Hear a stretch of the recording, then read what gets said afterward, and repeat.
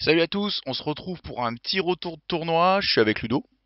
Salut à tous, et oui, c'est Robin, on est de retour, on est là, Euh, c'est pe- incroyable. Petit retour d'un tournoi que l'on pensait être plus grand, mais qui était quand même très bien. Attention, hein.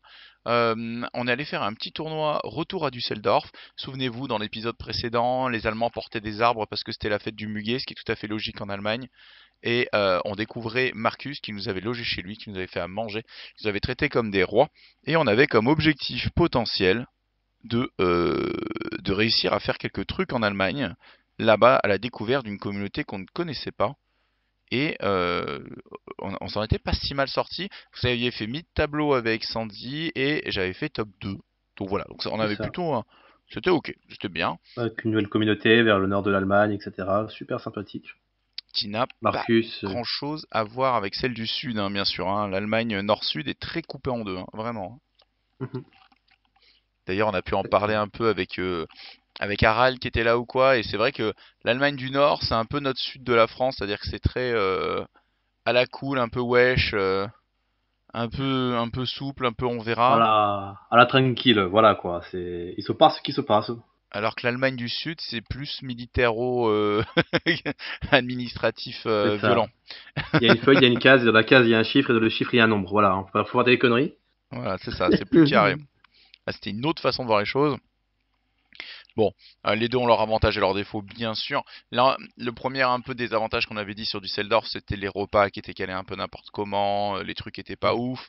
Là, on va pas se mentir, c'était assez similaire, hein. Les horaires du tournoi étaient un peu bizarres. Les rondes étaient un peu trop longues et il y avait beaucoup de temps entre les rondes. En fait, c'était fatigant parce que le rythme tournoi était pas soutenu. Tu sais, quand tu fais un tournoi, tu fais ta game, c'est intense, t'en sors de là, et c'est un peu comme quand tu fais du sport, tu vois, t'es dans un mood, tu vois. Du coup, Mhm, parler mhm. avec des gens et tout, c'est super et tout.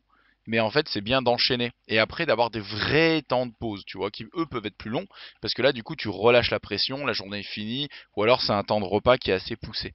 Là, il y avait des inter-rondes où pendant 2 heures, tu regardes le plafond et il n'y avait pas grand-chose à faire. C'est ça. Surtout que les rondes étant longues, il y a des fois où tu finissais vachement plus tôt que la ronde. Et donc, du coup, ça, plus l'inter-ronde, plus le fait que les rondes sont longues, oh là là, il y avait des C'est ça, puis en tempos plus il qui y a étaient pas des pas ouf. surprises quoi. Tu finis ta game, tu vois, c'est bon, la prochaine est dans une demi-heure, on va te voir, on te fait, ouais, c'est dans une heure et demie, tu fais, ah Ouais. d'accord. Bon ben ok. Et du coup, on fait un tournoi qui ne fait que 4 rondes, je mets les guillemets, hein, un tournoi 2 jours que 4 rondes, format que je n'aime pas du tout parce que ça veut dire que la dernière ronde elle coûte une nuit d'hôtel. Alors nous on était logés chez Marcus donc c'est cool, mais en termes de quand tu fais beaucoup de tournois, c'est terrible de payer un setup supplémentaire d'un jour en termes de fatigue, d'argent et de logistique pour juste une partie en plus. Donc c'est un peu Mhm. léger. Donc j'étais pas très fan. Alors le premier choucroute j'avais fait ça et j'avais pas du tout aimé et on est passé sur 5 rondes très vite derrière. Et, euh, et là, ils avaient voté pour ça parce que il y avait des mecs qui venaient de loin et ça les arrangeait. Alors, à savoir que c'était nous, les mecs qui venaient le plus loin. Alors, sauf les Autrichiens. Eux, ils ont gagné. D'accord, ok. Mais ils venaient en avion. Ils ont un peu triché. Ils ont triché autrement. Mais ouais, c'est vrai que on était parmi ceux qui venaient le plus loin. Du coup, 8 équipes qui descendent à 7 puis qui descendent à 6 le jour même. Encore une fois, là, on a donné des points négatifs, mais c'est à peu près les seuls. euh, Oui, bien sûr, à du... côté, tout était super, etc. quoi. Voilà, c'est ça. Voilà, c'est ça. On en parle tout de suite pour mettre ça, c'est bouclé. Alors on a parlé du côté négatif. Maintenant on rentre dans pourquoi c'était bien et pourquoi on s'est bien amusé. Donc on arrive là-bas. Je vais mettre quelques petites photos en fond. Comme d'habitude, on retrouve pas mal de joueurs qu'on connaît, quelques autres qu'on ne connaît pas, notamment cette fameuse équipe autrichienne. Et il y a une légende de Guild Ball qui s'est glissée dans la communauté Malifaux. Alors il faut savoir qu'à l'époque, j'en parlais un petit peu sur le Discord. À Malifaux, je le dis souvent, je continue de le dire, hein, je n'ai jamais rencontré quelqu'un qui faisait pas d'erreur, qui avait un jouet très, qui était genre vraiment en maîtrise du jeu. Voilà, tout simplement.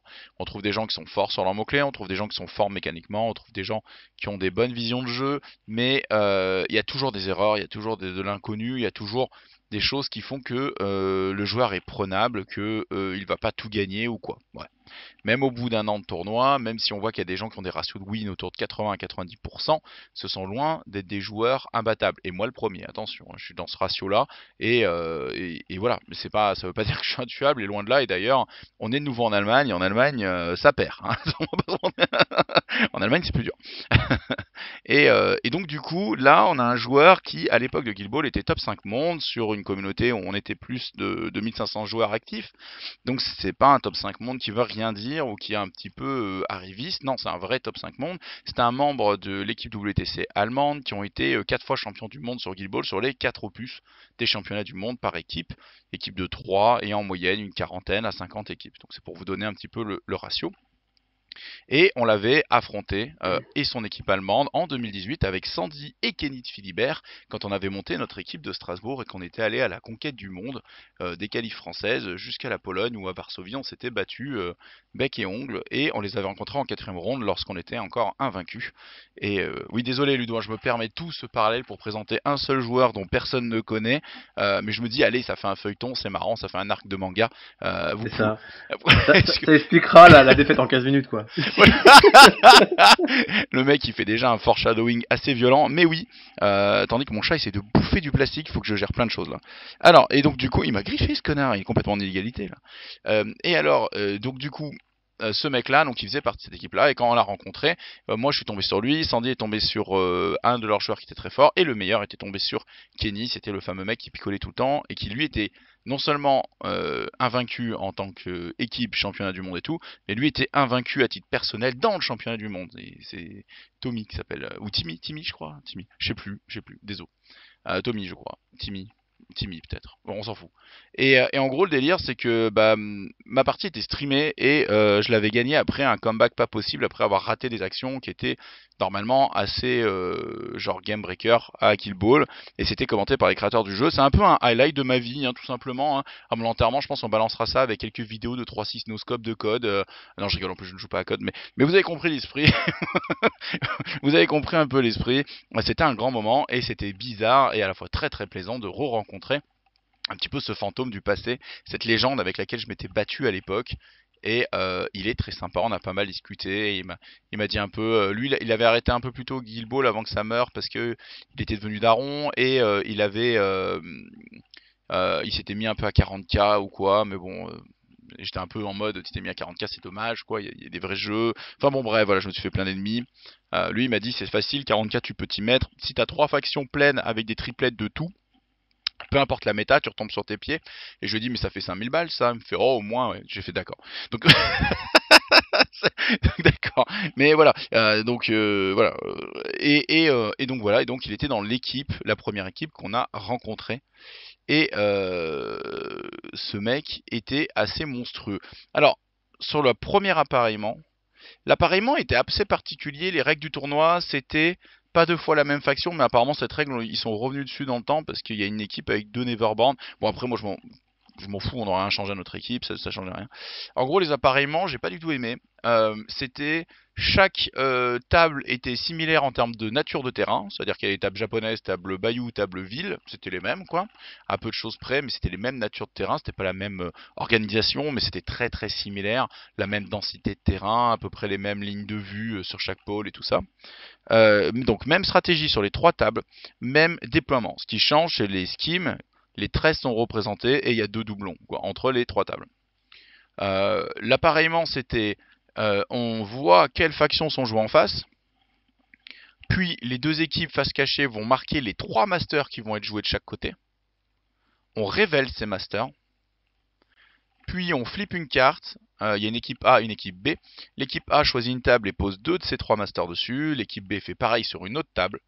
Et enfin, les 2 équipes prennent connaissance des 2 masters qui ont été posés et proposent, avec leur 3e master, le match qu'ils vont choisir, sachant que du coup, le 2e master qui ne sera pas sélectionné de la table qui avait été posée par l'adversaire finit en table 3.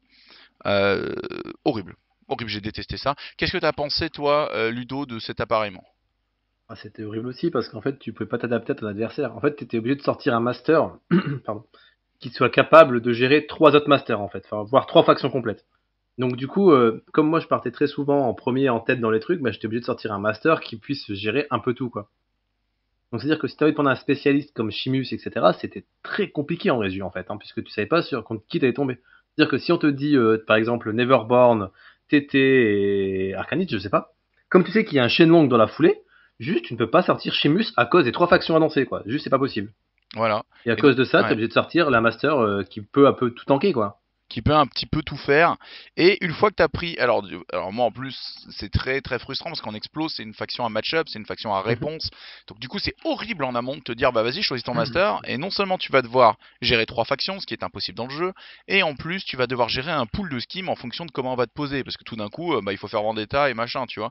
Donc c'était super chiant. Moi j'ai vraiment détesté ces appareillements, ça serait à refaire. J'irai pas en explo, j'irai avec une faction qui fait chier, une faction qui pose problème, tu vois. J'irai genre avec Mhm. un Hoffman bien gras et un Sandeep V2 bien gras, ou avec du Bayou genre Zoraida et des trucs comme ça qui peuvent vraiment être chiantes et vraiment poser problème. Mais prendre des factions qui sont basées sur essayer de trouver des solutions, c'était hyper mauvais dans ce type d'appareillement là.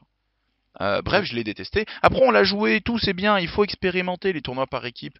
À Mhm. Malifaux, ça n'existe pas vraiment. C'est en train de se créer. Tu vois, il y a Vano, il va en faire un en septembre. Il y a nos choucroutes. Là, en Allemagne, ils en font aussi. Moi, je suis super content que d'en voir plein. J'adore les tournois par équipe. C'est vraiment ma cam. Donc c'est normal qu'on voit des formats différents. Et donc c'est très bien de les expérimenter. Et d'ailleurs, le premier appareillement que j'avais pensé pour le Choucroute 7 et qui est écrit dans les règles, eh ben, c'est un appareillement assez similaire. Et du coup, en revenant du Seldorf, j'étais en mode, mais j'ai pas envie de garder cet appareillement-là en fait. Parce que du coup, tu te retrouves avec des contres qui peuvent être terriblement relous, quoi, hein. Donc Mhm. c'est pas drôle quand pré-déploiement, tu sais que tu es dans un match-up négatif, que les schemes vont être très très durs, ou alors que tu vas pas pouvoir gérer correctement ce qu'il y a en face, quoi. Et Ouais. c'est assez chiant en vrai. Bref, voilà. En plus, alors nous, on est des Français, donc la moitié des Allemands, ils avaient fait tout leur match-up depuis 6 mois. Nous, on arrivait et on savait pas comment l'appareillement fonctionnait, tu vois. Nous, on est arrivé, on a demandé à l'organe, on a fait, c'est quoi l'appareillement? Et Mhm. il nous a fait, bah, vous avez pas lu. Moi, j'ai fait, ah, j'ai pas compris, quoi. Genre, montre-moi, tu vois. Donc, il a montré un peu à tout le monde, et c'est là qu'on a eu la découverte, et que j'étais en mode, ça fait chier. On va essayer, quoi. Mais lançons-nous dans les rondes, lançons-nous dans le dur. Alors, nous, où est-ce qu'on est? Alors, peut-être présentation des six équipes, hein. Donc, les Grognards d'Alsace, c'est nous, c'est les Français. On avait nos t-shirts. Est-ce qu'on a une photo avec nous et les t-shirts? Peut-être pas là. J'en avais posé une sur le Discord il y a longtemps. On voit Sandy qui fait la fière. On voit que je suis touché par la grâce. Attends, je vais essayer de le trouver. C'est hors champ, donc c'est parfait. Je peux me balader sur mon Discord sans que ça pose problème en termes de capture. Tournois internationaux, j'avais dû les mettre là-dedans, les t-shirts. Il y a même les photos, c'est incroyable. Je remonte, je remonte. J'avais pas mis les t-shirts. Bon, bah tant pis, hein. Écoutez, hein, qu'est-ce que je veux dire? Tant pis, tant pis, tant pis. Mais voilà, on s'était fait des petits t-shirts par équipe avec notre triptyque de master chacun. Pareil, ça c'est pas très très intelligent, hein, ça annonçait un petit peu qu'on allait faire telle ou telle chose. Donc après on a moitié mytho quand même, on va pas se mentir. On a moitié mytho parce que tous les masters qu'on s'était mis au dos n'ont pas été joués du tout. Voilà, donc ça c'était pour notre équipe. Ça fait plaisir de partir avec toi Ludo et Sandy. Sandy, je l'ai déjà eu Mhm. dans mon équipe plusieurs fois, toi une fois déjà. Donc on Ouais. a une petite façon de fonctionner, on se connaît, et puis surtout on vient du même club, donc dès qu'il y a ça, il y a une sorte de flamme, quoi, hein, il y a une sorte de colère, qui est très très bien, une rage constructive. On a les Stuckle Skimmers, alors Stuckle Skimmers c'est l'équipe de Harald, ce sont leurs fameux joueurs de la forêt, là, parce qu'ils jouent dans une sorte de petite cabane dans la forêt, là, quand ils jouent entre eux, et ils sont niveau moyen plus, et ils sont assez vénères aussi, ils en veulent. Badfing Happen, je ne sais même pas qui c'est. Je vais aller cliquer très vite pour voir les joueurs. Ah, c'est là où Badfing, t'avais Anna, c'est ça, je pense. Parce qu'il y a qu'un ouais. seul joueur guild que j'ai affronté. Donc il y a Anna Anna, c'est la joueuse Shenlong de l'enfer. Platzhalter, qui est un joueur arcaniste. Et Nino, un guild. C'est des joueurs du coin, je crois. Des joueurs du coin Oui, de tout à fait. Düsseldorf. Tout à fait. Donc il y avait ça. Ensuite il y avait Vienna Finest, donc le, le meilleur de Vienne. Et bien sûr, ce sont nos amis autrichiens. Très sympa les gars. Mhm. Alors là, c'est vraiment du joueur difficile à retrouver dans la foule parce que c'est du joueur taille moyenne, assez. Ils sont pas dans la méta joueur. Ils pèsent pas plus de 80 kilos quoi. Si je devais dire, ils sont pas dans la méta classique joueur figurine. C'est ça, il n'y a pas de barbe, il n'y a pas de lunettes, il n'y a pas de. C'est des mecs propres sur eux, sortis d'école de commerce. Voilà, c'est étonnant. On est un peu dérouté par un physique classique au sein du jeu de figurines, mais c'était très bien. Donc voilà, donc il y avait eux qui avaient fait le déplacement. Top Table Finest, donc encore un Finest dans le titre, hein, donc le mieux des top tables. Bien sûr, c'était l'autre équipe locale avec Max, le joueur Shenlong de l'enfer, qui avait gagné la dernière fois. Il m'était passé devant après une égalité incroyable, souvenez-vous, l'épisode précédent, à Düsseldorf, donc la dernière fois. Sven, le très très bon joueur Lucius, et Daniel Brouwer, un débutant total qu'ils ont pris dans leur équipe, qui est aussi un Everborn. Quelle équipe dont je n'ai pas parlé, et Judge, donc une équipe où il doit y avoir au moins un... quoi? Il n'y a pas de guild quand tu t'appelles Judge? Bon, c'est un peu particulier. Donc avec le fameux Dominique de Cassandre qui est Thomas, qui est donc le joueur godlike de Guild Ball. Firefly qui était la troisième nana du tournoi avec Sandy et Anna. C'était une nana toute tatouée qui était très sympathique, qui était très cool. Ça joue Neverborn, hein, c'est un peu comme Sandy. Et Al L, je vois même pas qui c'est. Ah si, je l'ai affronté, bah je l'ai Si, affronté. tu l'as affronté. Hein. C'est la Je l'ai première round, affronté. justement. La transition incroyable. Un mec assez sympa qui jouait du bayou. Bref, transition, tu l'as dit, on arrive round 1. On tombe sur ces trois-là. Alors moi je sais que Dominique, il dit j'ai 5 games de Malifaux derrière moi. Moi j'entends et je suis fort. Donc je me dis il faut faire attention. Il est en Cadmu only et on connaît pas du tout. J'ai pas encore reçu mes petits Cadmu et j'ai hâte. Aurélien les a peints, ça va être ouf. Je suis trop content, pas encore joué, mais du coup on connaît pas. Derrière, hop, donc on a un Everborn et un Bayou. Je sais plus ce qu'on décide en termes d'appareillement. Je sais plus trop sur quoi on va. Moi, je prends MacCabe V2 parce que je me dis que je peux tirer sur le Bayou et le Neverborn. Et l'explo, bah je sais pas trop, mais MacCabe V2 il est assez polyvalent donc je peux trouver des solutions. Toi, tu pars sur Mac Morning, je crois? Ouais, c'est ça. C'est la Lodestone de la stratégie. Oui, on est sur la Lodestone. Et Sandy, elle part sur quoi à ce moment-là? Titania. Elle part sur Titania. Donc il décide de prendre le miroir sur Sandy avec Titania, avec Firefly. Combat de Nana, c'est souvent comme ça, hein, quand Sandy elle fait un tournoi. Là on était 18 joueurs, il y avait 3 femmes, c'est quand même un ratio assez élevé. Donc bah, comme la dernière fois. Donc Sandy contre Firefly, tu tombes sur Thomas et ses Cadmu, Oui. et je tombe sur un Ulix Turner de Hal L. Les 3 matchs se lancent. Bon, Sandy fait un miroir. Elle a pris une leçon de miroir à Düsseldorf il y a 3-4 mois. Donc elle connaît le match. Elle tue la Titania adverse tour 2. Et du coup, elle se met bien dans la partie. Elle est poker face. Leur partie va être longue. Et donc du coup, ça prend du temps. Donc en fait, on ne sait pas trop où ils en sont. Bien qu'on voit qu'il y a une des deux Titania qui est hors table. Donc on se dit que Sandy a un certain avantage. De ton côté, je te laisse en parler un peu. Ça se passe plutôt mal. Hein.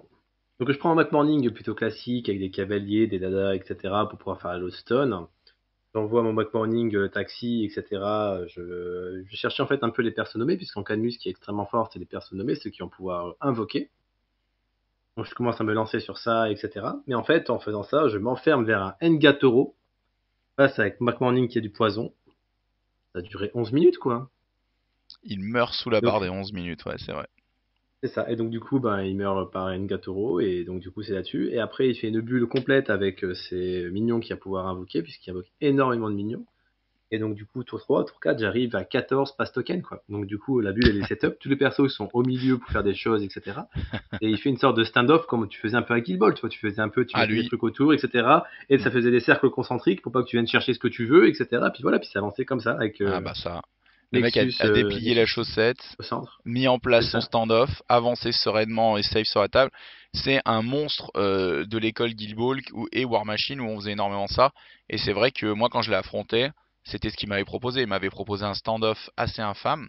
Et au final, j'avais gagné aussi grâce à ça, parce que du fait qu'il gardait ses distances et qu'il zonait, même derrière au point, j'avais réussi à remonter parce que j'avais pu construire des choses. Mais c'est assez compliqué d'affronter correctement ça. Donc effectivement, il prend le record du tournoi parce qu'il y avait des petits records qui étaient de l'ordre de tuer le master adverse le plus rapidement, tuer le plus de soulstone ou des trucs comme ça, quoi. Donc tu passes un sale quart d'heure, mais littéralement un quart d'heure au final. Ouais, exactement, exactement. C'est allé assez vite avec un 8-4 à la clé. Tu t'es quand même battu jusqu'au bout et t'as quand même mis 4 points, ce qui est plutôt beau parce que McMorning sort tour 2. Enfin, tu déchantes vraiment, hein. T'as beaucoup de très grosses pertes très vite, quoi. Oui, c'est ça, mais je marque un maximum de points, j'essaye de me débrouiller avec ce que j'ai, etc. C'est pas évident, mais bon. On essaye de marquer, quoi. Même si on sait que c'est perdu, quoi, on essaye de marquer quand même des petits schemes à la con pour marquer quelques points. Quand on se bat par équipe, faut aller jusqu'au bout, et en effet, faut pas se laisser émietter sur le mental, il faut se battre. De mon côté, je tombe sur donc un joueur Ulix. Je déploie Sidir et deux ou trois Ruffian, deux Ruffian je crois, avec cette idée de tirer avec des blasts dans tous les sens avec le Master pour faire des gros dégâts de zone et essayer de tuer toutes les pontes. Zoso est plus ou moins, je déploie mon Sidir en face de Zoso hein, pour vraiment la menacer. On est sur un déploiement, je me souviens plus trop, c'est standard, donc c'est assez facile de construire. Et ça manque pas, je vais atomiser Ulix du mieux que je peux. Il y aura très peu d'évolution de cochon, il n'y aura pas eu beaucoup d'occasion de le faire. Et je le table rase tour 4. Tour 4, je le table rase. Et donc du coup, je prends le record de mon côté de plus de soulstone détruites parce que je vais en détruire 82 malgré les quelques évolutions, le prix du master et ainsi de suite. En conclusion, ça s'est bien passé, 7-2. Je peux pas faire le premier point de Let Them Bleed parce que je dégomme trop les bonhommes. Mais c'est pas grave, c'est appréciable. On vit donc dans un suspense qui dure une bonne demi-heure, trois quarts d'heure, où Sandy se bat contre Firefly et on n'a pas trop de news si ce n'est ce qu'on voit, et puis surtout on essaie de pas interférer, de pas gêner les matchs, et Sandy s'impose, nous donnant du coup la première rencontre. On passe donc du coup cette équipe, tout simplement. On passe Judge. Exactement. De l'autre côté, Bad Thing Happen avec Anahana éclate complètement Max et Sven et leurs débutants. Sven gagne, Max perd. Alors, Max perd en jouant un Makeb contre un Shenlong. Il ne jouait pas son Shenlong. Et ça donnera une petite discussion sur terrasse où il me dit c'est dur Shenlong quand tu prends pas Shenlong. Et je lui dis oui, pour tout le jeu, ouais. Il a fini notre Ouais. vie, quoi, des de notre monde. Ouais, ah ouais. T'as vu, hein, C'est le chiant, mec. hein. Ah ouais, il a entre 6 et 8 dans toutes ses stats, ouais. Ça, c'est... Enfin, entre 7 et 8 sur ses stats, voire 9. Ouais, on connaît. Ouais, ouais. Alors toi, oui. Alors Makeb a 6 de def, mais ouais, ah ouais, c'est pas facile. Et il marque quand même 5 points, il sauve un peu l'honneur. Voilà pour eux. Et enfin, la troisième rencontre, au centre, c'est l'équipe d'Aral qui s'impose face à l'équipe de Vienne, tout de même. Très bien joué. Je vais peut-être regarder, juste voir, est-ce que le joueur, ouais, Dominique Holler, encore un Dominique Holler qui est donc un joueur Yanlo V2 de Vienne qui est assez fort en TT. Et il a battu Harald 7-3, mais les potes d'Harald ont assuré. Le mec de Vienne était fort. Voilà, donc ça c'est la première ronde. On est content. Alors là, il y a barbecue. Alors nous, avec Sandy, on a fait un peu on a fait nos rebelles. On a pris du kiri et des Chris Rolls, incroyable repas. On sait que les midis, on mange pas beaucoup. Et en fait, c'était un barbecue et j'étais en mode, ah, et Sandy était en mode, oh, on passe bourré de saucisses, la vie de moi. En plus, on va pas bouffer beaucoup. Donc, on avait fait un petit repas maison, en gros, hein, là-bas. C'était très cool, bonne ambiance. On reprend pour la ronde suivante. On tombe sur l'équipe d'Harald. Badfing Happen tombe sur Judge. Et les gars de Vienne tombent contre l'autre équipe Finest, Max et Sven, les locaux. Donc, on tombe sur Harald. Je sais plus ce que c'est notre... On t'envoie encore sur Mac Morning. Oui, c'est ça, oui. Un peu en tank, hein, comme d'habitude. Bah en fait, on se dit... Sur les deux premières rondes, c'est toi qui as pris le rôle de tank, ouais. Ouais. C'est toi qui t'es tapé les deux meilleurs. Et on a placé Sandy et moi pour qu'on puisse gagner un peu nos matchs. Mais en gros, en fait, le but, c'est... T'as plusieurs stratégies quand tu joues en équipe de 3. Mais très souvent, tu veux mettre un joueur qui a moins... qui est peut-être je dirais le moins fort, mais je mets des guillemets, hein, contre le plus fort en face. Et tu veux mettre ton plus fort sur le deuxième meilleur de l'équipe en face. Et tu veux mettre ton deuxième plus fort sur le plus faible du mec en face. Comme ça, t'es quasi sûr de gagner deux matchs. Tu vois ce que je veux dire? Et tu Tout à peux fait, avoir ouais. d'excellentes surprises. Tu peux avoir un joueur qui était censé être un peu en dessous, qui gagne complètement son match. Auquel cas, là, c'est vraiment la fête. Mais ça peut être aussi dans l'autre sens. Mais ça, c'est une façon de prendre les matchs par équipe. Tu peux aussi le faire autrement. Tu peux essayer de mettre le fort sur le fort en te disant que toi, tu vas l'avoir, que tu vas l'avoir. Et à côté, les autres qui vont se battre à niveau égal ou en croisant. En se disant que de toute façon, si tu gagnes le match principal, les autres vont suivre. Voilà. Donc là, en gros, c'était un turf war en corner. Ils ont annoncé des choses qui ont été vraiment étonnantes. L'arcaniste que j'avais affronté à Adharma le premier Adharma, donc en novembre dernier, j'avais un peu oublié. Et quand on s'est déployé, il m'a dit putain la dernière fois qu'est-ce que tu m'avais éclaté ma Kairis. Et j'ai eu des flashbacks d'un Hoffman qui faisait des run and gun avec avec Melissa Core et qui avait atomisé le golem de feu tour 1. Et j'ai fait ah oui je me souviens. Je me souviens pardon. Et c'est ah oui je me souviens de ce match qui était atroce, un peu à sens unique. Et donc il avait choisi Marcus. De son côté on a aussi un Makev V2 et on a une Nekima V2. Ton côté c'était sur Dr. McMorning. Oui, De nouveau. exactement. Parce qu'on s'était dit que l'Arcanis pourrait sortir de la grosse armure. Et oui, tout à fait. Moi je suis en mode Jetza, en mode je peux prendre la V1 ou la V2 en fonction de ce qu'il y a en face. Je peux prendre du dégât irréductible comme de la vraie tankiness et pas mourir et me concentrer sur les skims. Et Sandy Dreamer V2 parce que Dreamer V2 et on savait que ça serait très très bien contre potentiellement tout ce qui sera armure aussi. Donc Sandy se retrouve sur Makev V2 avec son Dreamer V2.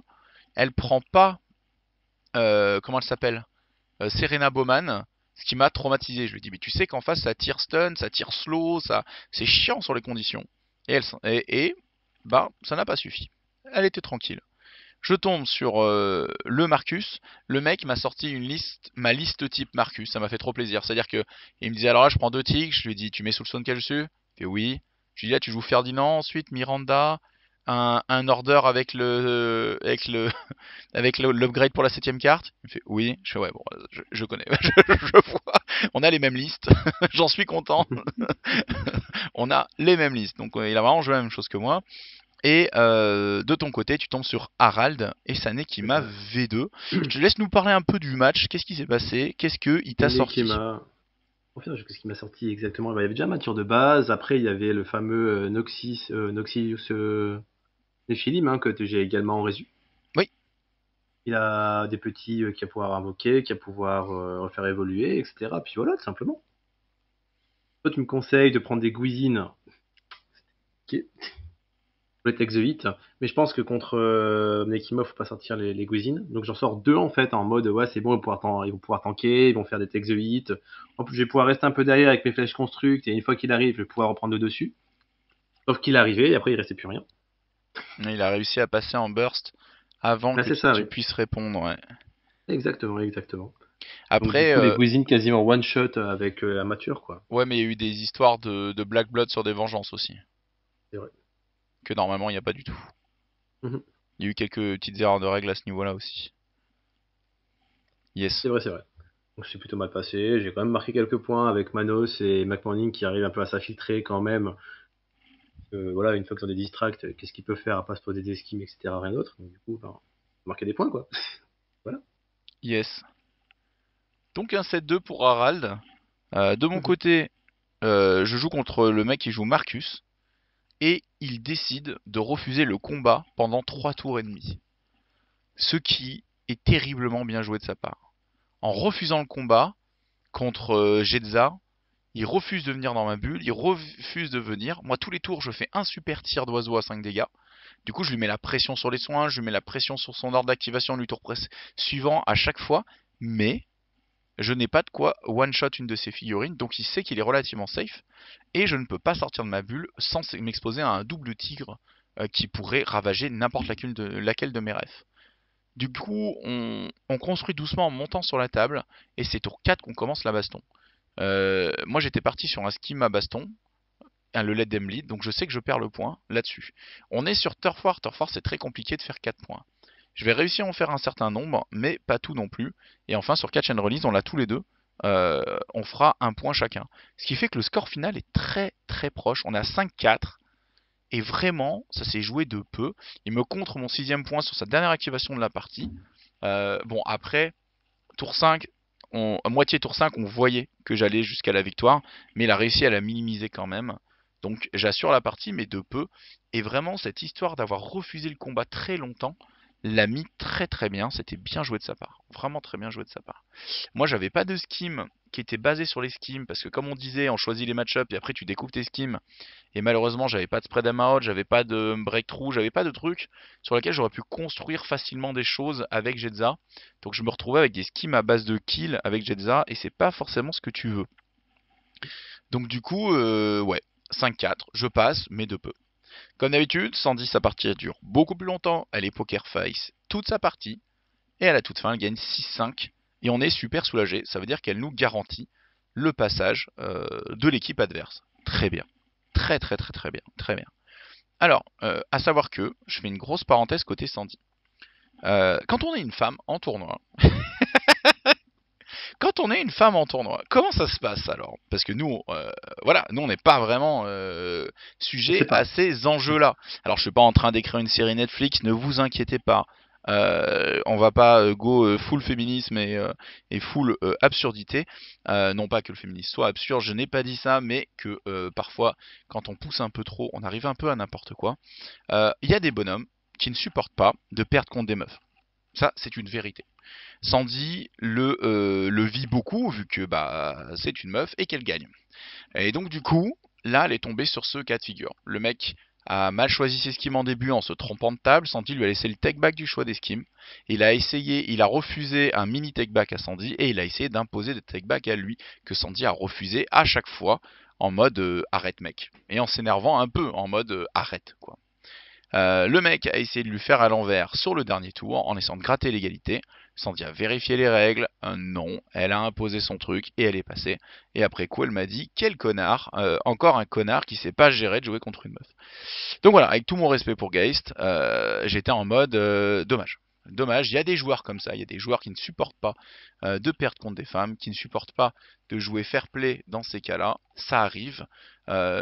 Moi, ça m'arrive très rarement de rencontrer. Alors non pas que parce que j'ai les cheveux longs, mais la barbe les rassure à ce niveau-là. C'est pas tant ça le discours, mais on arrive à jouer contre des joueurs qui sont un peu limites. Ça arrive dans chaque tournoi, à chaque fois. Non pas à chaque fois, c'est faux, mais ça peut arriver. Moi, ça m'est pas arrivé depuis très longtemps de tomber sur un joueur qui essaye d'abuser, qui essaie de tricher ou qui est un peu limite sur le fair play. Surtout à Malifaux, j'ai jamais eu aucun problème. Sandy sur Malifaux, ça lui est pas arrivé souvent, mais là, elle a eu une bonne piqûre de rappel de l'époque un peu War Machine Guild Ball où il y en avait plus. Donc voilà, donc petite parenthèse un petit peu négative sur l'expérience de tournoi de Sandy, mais à la fois négative et à la fois Sandy ça la rend plus fort. Parce que du coup elle était vraiment en mode je l'ai bien niqué. Hein. Tout le week-end elle était en mode à chaque fois qu'elle le voyait elle faisait ouais t'es deg. Hein. Elle ça la rend plus fort, hein. De l'emmerder, un peu comme moi, hein. Nous emmerder ça nous rend plus fort. Hein. Ça, il faut faire attention. Hein. Ça nous calme pas, au contraire. Donc voilà, donc ça c'était un petit peu pour cette ronde là, donc on a la chance de passer l'équipe d'Aral, donc c'est très bien. Et du coup, on se retrouve à 2 victoires, ce qui est très cool à ce moment-là. Sur les autres tables, Judge perd contre Badthing Happened. Donc il se retrouve à être à la deuxième équipe full victoire, vu qu'ils avaient déjà gagné. Et Vienne gagne contre les top Table Finest, donc l'équipe de Max et Sven, qui se retrouvent tout en bas du tableau, tout simplement. Hein. Ils se retrouvent tout en bas. Alors que moi, dans la voiture, je disais, ouais, alors, Max et Sven, va falloir vraiment être prêt. C'est un gros Shenlong, c'est un gros Lucius. C'est l'équipe à abattre, c'est l'équipe qui va être la plus dure. Les mecs sont à 0-2 à 16h30, autant dire ils sont au bout quoi. Hein. Et comme on fait 4 rondes et qu'il y a 6 équipes, si on avait fait un championnat, on aurait rencontré tout le monde, je pense que ça aurait été un format vraiment super. Ils ont préféré en faire 4, c'est la vie, c'est comme ça, c'est pas grave. Mais du coup, on se retrouve avec une équipe qu'on ne jouera pas, et ça va être eux parce qu'ils perdent trop, tout simplement. Et donc, il faut juste gagner les mecs. Hein. Max gagne avec son Jacob Lynch V2, c'est Sven avec son Lucius V1 qui ne passe pas de peu, et Dominique gagne encore avec son Yanout V2 contre une Titania, 6-1. Voilà un petit peu pour leurs résultats à eux. On rentre dans la ronde 3, donc là on est en fin de la première journée.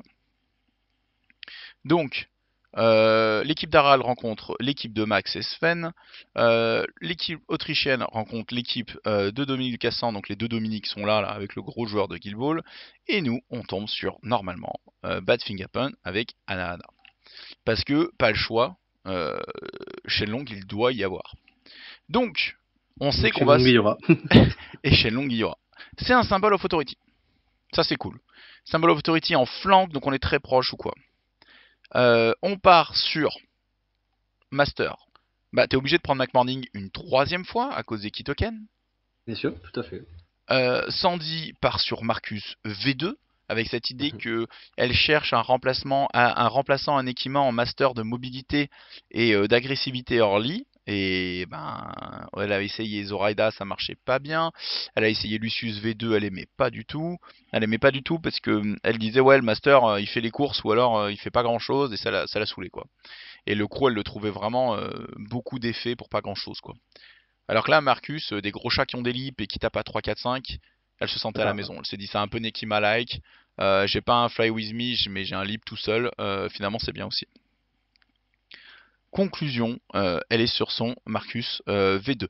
En face, on a un Sandip V1, on a un Shenlong V2, sa mère, et on a un Dachel Barker, l'invocateur de la guilde, un joueur guild qui s'est perdu d'ailleurs, hein. Sûrement un agent infiltré de Lionel, parce qu'ils doivent tous se connaître je pense, vu que c'est racisme primaire tu sais, deux joueurs guild doivent se connaître parce que de toute façon ils sont peu. Alors, là dans l'appareillement, on fait un peu l'inverse. C'est moi qui vais sur le gros. En gros, c'est moi qui vais sur un arena. J'ai des idées en tête de match-up. Je veux tester des choses contre ce foutu Shenlong de merde. J'ai des idées. Je veux le mettre à profit. Du coup, on place le reste, ça va être Sandy sur Sandip et toi sur Dachel. C'est ça, oui. Alors, Sandy se retrouve à éviter les golems avec de l'armure et des réductions de feu. C'est Sandip V1, il y a de l'invocation de golem à l'appel avec les gamins invoqués. Et elle tue, elle suit mon conseil, je lui dis tout ce qui dit win quelque chose, tu le tues. Parce que c'est ses skim runner, sans ça il ramassera aucun symbole. Et elle me dit j'ai réussi à le faire. Et elle place un magnifique 7-4 avec son Marcus V2 qui va ramasser les tokens partout par terre. Elle fait un match qui lui donne des sensations un peu Nekima du Day One de il y a presque un an où elle avait commencé avec Nekima en tournoi. Donc elle est très contente de son master, elle fait une excellente partie et s'envole à 3 victoires consécutives, Sandy bien dans son tournoi. Je suis sur ce foutu Shenlong V2, Shenlong V2 à la plage, Shenlong V2 avec 50 000 minions. Elle me le joue avec deux moines High River Monk, donc ceux qui ont des attaques irréductibles, qui ont le risky manœuvre, qui valent 8 points, qui peuvent taper assez fort, pas mal de fois, fleury, tout ça, qui sont pas forcément super bien aimés, notamment par Kali, parce qu'ils coûtent des ressources. Par contre, ils sont destructeurs. Il faut pas se mentir, ils sont destructeurs, mais ils coûtent des ressources. Deux Charm Warder, parce que c'est la meilleure rêve du jeu, donc what else. Euh, un seul moine avec Lip, là j'étais étonné, moi je m'attendais à m'en affronter au moins deux ou trois, et j'avais pris des compos anti ça. Et enfin les deux apprentis, le Senseiyu et un soigneur. De mon côté, je joue une liste absurde anti-Shenlong que j'avais construite et pensée depuis un moment. Comme d'habitude, hein, vous savez que moi, tous les 2 jours, je pense une liste anti-Shenlong jusqu'au prochain Shenlong, parce que des Shenlong, j'en rencontre toute la vie, en fait. Hein. Là c'est simple. À ce moment-là, c'est mon 8e match à Düsseldorf. Et on est à l'équilibre de 4 matchs Shenlong pour 4 matchs d'autres masters, tout simplement. Donc ma vie n'est qu'une rencontre successive de Shenlong, que je déteste. Et donc du coup, je prends Anya, parce que Anya a 7 d'attaque, je rentre le Model 9 des Apex, parce qu'il a un 7 d'attaque sur son tir, et il a des dégâts auto quand il charge les gens à travers. Je leur mets des upgrades pour faire des dégâts quand on cheat contre eux, et ils cheat face cachée. Un petit peu semi une erreur, parce que Shenlong V2 annule les effets des upgrades hors insignifiant. À 6 pouces de lui, il a Teacher quelque chose, comme à Von Stuck 1. Et Ostera et Yannick pour faire des pioches de 3 cartes contre un skim et une carte, ainsi que Artemis, le chien des Apex, parce qu'il push sans TN, et il a Nimble, il se transforme en un excellent skimrunner après avoir été un bon setupper. Je prends Winston Finnegan, parce que c'est mon bait, tout simplement. Parce que, en fait, comme il va mettre des flips positifs partout, mon Winston Finnegan va devenir intouchable, même pour des porteurs de ki, parce que leur bonus se transforme en malus, tout simplement. La partie commence, le zoning se met en place, elle avance pas trop, elle joue 1 milliard de figurines, elle met un temps fou à jouer. Et d'ailleurs, je sais que son dernier match du tournoi, elle le perd à la cloque. On avait des cloques d'1h30 chacun, ce qui est énorme. Et elle le perd à la cloque son dernier match. Et moi, en fait, je vais lui tuer plein de moines, ce qui fait qu'en fait, je lui donne la victoire parce qu'il lui restait 10 minutes à la fin. Et en fait, si j'avais juste joué vite et que je l'avais ignoré, je pense que je la gagnais la game. Parce qu'elle serait. Bah, de toute façon, parce que le pire ennemi d'un Shenlong, c'est soi-même. C'est pas l'adversaire. Donc voilà. Donc finalement, j'aurais dû jouer pour qu'elle perde autant. C'est triste, mais C'est l'équilibre de Shenlong avec lui-même, avec son dragon, pour voir est-ce Ah, qu'il c'est ça. prendra le dessus ou pas, est-ce qu'il arrivera. Voilà, si elle se fait bouffer par le dragon du temps, ou sinon, voilà. Et donc du coup, je vais tuer pas mal de ces moines, parce que j'ai pas mal d'options pour le faire, mais j'ai quand même vachement moins de figurines. Et en fait, tour 3, il va y avoir un événement catastrophique. Une des Charm Warders qui va être avec une upgrade donnée par le Master va s'activer. Il va changer son upgrade qu'elle avait, parce que c'est l'upgrade du Master, pour celle du coup de pied du mec bourré, enfin le coup de pied du mec de feu. Elle a fast, elle va marcher et charger, et atteindre mon chien, et en fait, elle va balancer son focus, ses key tokens, les bisous dans le cou et tout ça, statue, tu peux pas défendre ta gueule, et elle va me mettre 4 dégâts blast sur 5 dégâts, et 3 dégâts blast sur les deux autres, avec feu 2 sur chacune des figurines, et donc en fait, ça, elle me fait 3 kills en fait, et donc c'est la game en fait, c'est gagné, bravo quoi. Et voilà, j'étais face à un truc, je fais putain, mais enfin, tu peux rien faire quoi. C'est atroce quoi. C'est-à-dire que même en tuant 5 moines, même en zonant à la perfection, même en tuant ses skimrunners, en empêchant le truc, il suffit qu'il y ait un mec qui passe. La puissance, elle est partout et nulle part, tu vois. Donc tu peux pas faire grand-chose. Je tue les apprentis, on se retrouve dernier tour, et le soigneur avait une upgrade à la con, il s'active, il prend l'upgrade pour pousser, il replace le master, et je fais ah mais ça y est, tu peux, enfin c'est merde quoi, c'est ingérable, c'est ingérable. Tu peux pas gérer un truc comme ça quoi. C'est vraiment à un degré d'absurdité, de puissance, qui en est stupide en fait. Voilà. Donc je reviens pas sur Shenlong et à quel point c'est broken. Vous avez le droit d'être pas d'accord et de dire qu'ils n'ont pas de système défensif si vous avez pas lu les cartes. Si vous lisez les cartes, vous vous rendrez compte que c'est n'importe quoi. Et voilà, donc j'étais face à un truc où je perds 5-3. Et vraiment, sincèrement, j'avais pas de plaisir de table. Ça me faisait chier. Ça me saoulait. Ça me saoulait d'être là, ça me saoulait de jouer cette partie. Et c'est grave. C'est la première fois que ça m'arrive à Malifaux et c'est grave. J'en avais juste marre en fait. J'en avais juste marre de jouer face à un truc absurde qui était pas très bien joué, mais que je ne pouvais pas gérer. En fait, tout simplement qui était ingérable. Et que c'était mon 25e ou 30e match contre Shenlong sur 5 joueurs différents. Moi j'ai joué 3 factions contre Shenlong. Enfin, je trouve pas. Je ne trouve pas et je pense que ça n'existe pas. Alors ce qui est marrant, c'est que j'en ai parlé un petit peu avec l'Autrichien qui joue beaucoup sur Vassal et pour lui c'est pas une top faction, c'est pas un top mot-clé. Et moi je suis en mode, mais en fait, il faudrait qu'il y ait un très bon Shenlong qui s'impose à haut niveau, tu vois. Pour montrer ça, parce que pour moi, c'est pas gérable. Tu vois, c'est vraiment trop fort. Mais bon, tant pis, écoute, c'est comme ça. Après, elle est pas méchante, Anna. Au moins, on a rigolé un peu, mais sur la table, c'était insupportable. C'était insupportable des efforts qu'il faut faire pour se faire contrer par rien, quoi. Je te défausse tes cartes de ta main avec les charmes machin, un petit chaos théorie, c'est pour moi, 2 dégâts par ping, toi t'es en mode, il y a pas de TN opposé, même quand il y en a, de toute façon t'as un flip positif et plus 2, mais là il y a, enfin bon bref, c'est couillon à pleurer. De toute façon, Bref. comme elle a dit, hein, si, Ah oui, à la si fin, tu elle viens m'a sur dit un le. truc très drôle. Elle m'a dit, en ce moment, je joue beaucoup Jacob V2, je le trouve super rigolo et très cool. Enfin, ça, c'est quand je veux pas jouer compétitivement. Et je lui ai dit, mais tu joues d'autres masters compétitivement? Bah non. Et elle joue que Shenlong en tournoi, hein. Bah ouais. Pourquoi jouer autre chose, hein? Elle perd, c'est la cloque, c'est pas elle. Donc, je perds. Je perds aigri face à Shenlong, encore une fois. Une défaite de plus. Très très frustré de pas trouver de solution, de pas trouver d'échappatoire à ce foutu mot-clé. J'ai quelques pistes avec des pings et des choses comme ça, mais c'est comme d'hab, je saute de piste en piste et rien ne marche quoi. Rien ne marche. J'aimerais ne pas finir à jouer Shenlong moi-même jusqu'à ce qu'il le nerf et dégoûter tout le monde en disant regardez c'est pas pété ça. J'aimerais faire autre chose de ma vie. Je l'ai fait sur les pingouins de TGCM. C'est pas une des mes meilleures expériences. C'est super d'avoir raison, mais à quel prix quoi. Genre, finalement, peut-être que ça aurait été mieux d'avoir soit tort, soit. Mais après, je pense que je le jouerai quoi qu'il arrive, au moins en free play, pour que des gens qui me disent qu'il est pas très fort ou qui voient des choses essayent contre moi, parce que c'est win-win, tu vois. Soit j'ai raison et on continue la réflexion, soit ils ont trouvé des vrais trucs qui contre et c'est moi qui ai été stupide et qui ai pas vu des choses et j'en apprends et j'apprendrai mieux à le contrer dans le temps. Mais dans tous les cas, voilà. Alors. C'est con, hein, 54 Master, mais c'est celui-là qui vraiment revient tout le temps dans mon parcours et il me gêne le plus, hein. Pourtant, j'ai joué contre plein de trucs, hein. Bref, c'est la défaite. Tout ça pour dire c'est la défaite. De ton côté, Ludo, qu'est-ce qui se Moi, je tombe passe? contre un Dachel. Donc, c'est la première fois que je tombe contre Dachel de la guilde. Et là, je suis sur ma liste un peu classique, hein, vu que je ressors de 2 défaites, des culottés, tout ce qu'on a vu, etc. Donc, du coup, je sors un Mac Morning avec le cheval C'est Génial, avec 2 Kentaroy, qu'on s'appelle le Rider, un petit Manos et tout. Bref, parce que c'est du Symbol of Authority pour rappeler, et puis il faut aller les chercher, quoi, à un moment donné.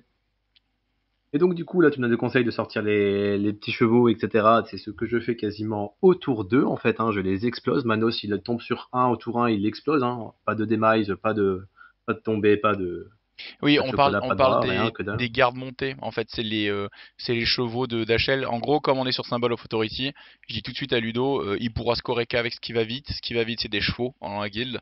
Donc dès que tu C'est vois un ça, cavalier, tu dois le dégommer. Et le reste sera trop lent et il fera pas assez de points de scénario, quoi. C'est un peu ce que je c'est t'avais ça. dit pré-match. Ouais. Et d'un autre côté, donc je fais pareil sur l'autre flanc en fait, hein, avec Pack Morning, sauf que ce qui se passe, c'est que là j'ai pas d'anti-demise, donc j'avais setup le Deathbed, etc., qui était bien avec. Sauf que la demise il part à l'autre bout, donc du coup il est plus à 2 du skim, je peux plus poser 2 skims parce qu'il y en a un qui est à moins de 4. Donc du coup j'arrive pas à faire ce petit Deathbed encore en plus, ce qui fait qu'en fait j'arriverai à la fin sur égalité, hein, tout simplement. Ouais.